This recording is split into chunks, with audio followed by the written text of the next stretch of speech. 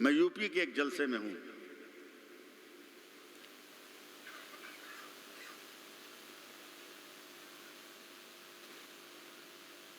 दो 2022 का सर्दी का मौसम है।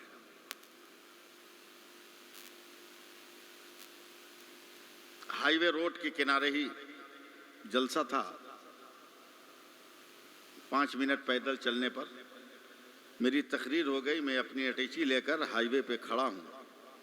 2.5 किलोमीटर दूर वहाँ से जंक्शन है जहाँ से मुझे ट्रेन पकड़नी है।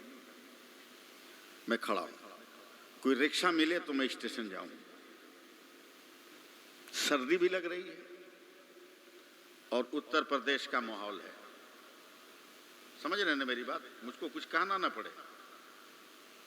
एक तरह का एहसास भी है। तकरीबन 2:45 बजे करीब एक रिक्शा वाला आया। मैंने कहा जंक्शन चलोगे? कहा क्यों नहीं चलूंगा। कहा क्या लोगे? कहा 50 रुपया। हालांकि वो 20 रुपया भी महंगा था, लेकिन मौका ऐसा था, वक्त ऐसा था कि एतराज करना खतरा लेने के बराबर था।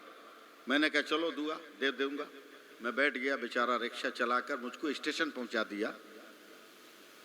इतनी देर में उस सर्दी में भी वो गरीब रिक्शा वाला पसीने में भीग गया था।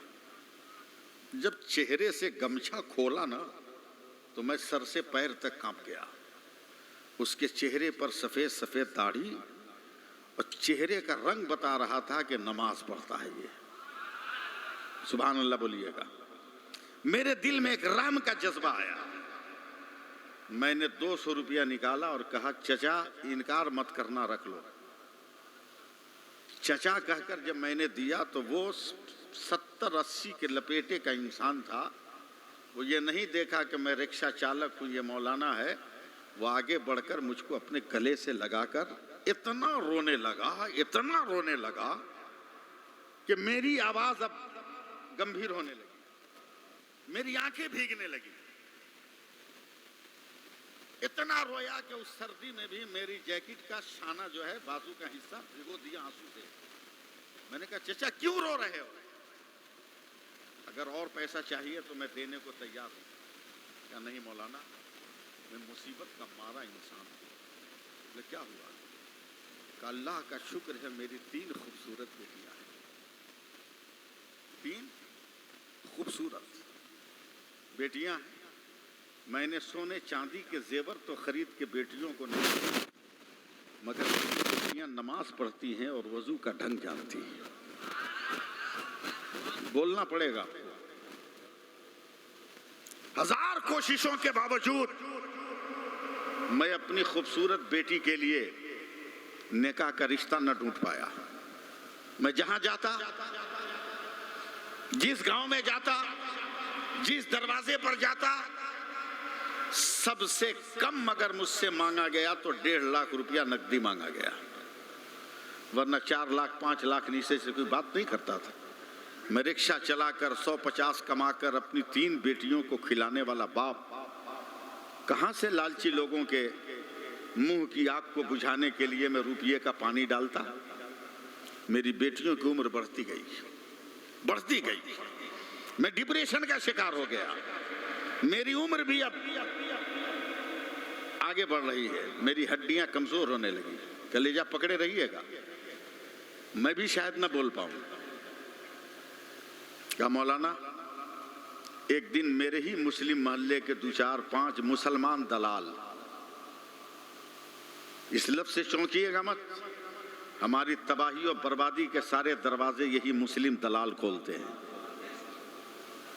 इलेक्शन के ज़माने में हमारे वोट को भी तितिर बितिर वही करते हैं, और ईद और बकरीद के दिन भी हमारे इत्तेहाद को पारा पारा यही दलाल किस्म के लोग करते हैं।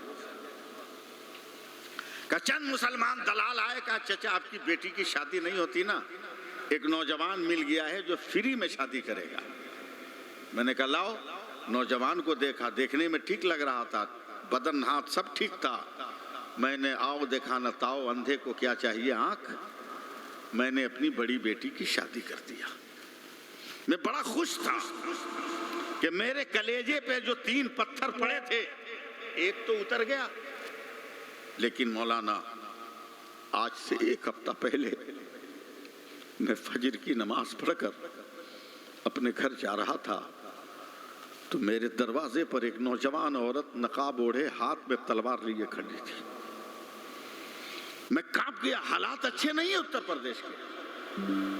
मैं दूरी से पूछ रहा हूं, कौन हो तुम जो रात के इस सन्नाटे में या सुबह सवेरे तलवार हाथों में लेकर मेरे दरवाजे पे खड़ी हो?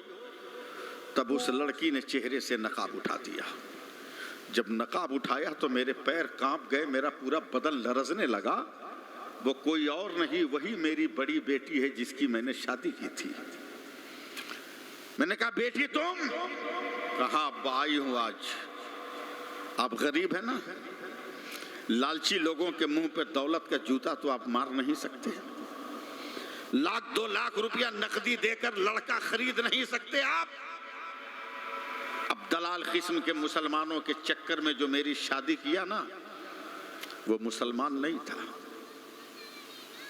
वो गैर था जो धोखे से मुझको ब्याह ले गया। मेरी आबरू लूटता रहा। 2-4 रोज के बाद तलवार और असलहे के हथियार पर अपने दोस्तों के घरों में उनके बिस्तर की जीनत बनाता रहा। मैं अपनी आबरू बेचती रही। अचानक आज मुझे आजादी मिली तो मैं ये तलवार लेकर आई हूं कि मैं तो लुट गई, मगर ऐ गरीब बाप, मैं अपनी 2 बहनों को जिंदा नहीं छोड़ूंगी ताकि उनकी आबरू न लूटे। अब्बा उठाइए तलवार, काट दीजिए मेरी दोनों बहनों को। इज्जत लुटाने से कहीं बेहतर है कि हमारी बहनें मर जाएं। इतना कह के मौलाना मेरी बड़ी बेटी ने, जिसकी शादी मैंने की थी, उसी तलवार से अपने बदन का 2 टुकड़ा कर लिया। खुदा गवाह है, मैंने टिकट फाड़ के फेंक दिया। उसी शहर में मौलाना गुलाम रसूल बलियावी भी थे। मैंने फोन करके वहां बुलाया, शाम तक पैसे का इंतजाम किया, 2 बावकार आलिमों को राजी किया, उन बच्चियों की जो बाकी थी उनकी बाज़ाब्ते शादी कराया। शादी के सारे अखराजात मस्जिद के मौलाना और मदरसे के मौलाना ने उठाया। उस दिन से हम लोगों ने तय कर लिया कि अब समाज की बेटियों को बर्बाद नहीं होने देंगे, अब फातिमा की कनीजों की आबरू को लुटने नहीं देंगे, और ऐ नौजवानों, अब तुम्हें बिकने नहीं देंगे। इसलिए कि तू बाजारे तिजारत में बिकने के लिए नहीं आया, तू तो मुस्तफा के नाम पर बिकने के लिए आया है, तू अजमत इस्लाम पर बिकने के लिए आया है, तू अजमत कुरान पर बिकने के लिए आया है। तू जहेज के हाथों में बिककर अपनी औकात क्यों बर्बाद कर रहे हो?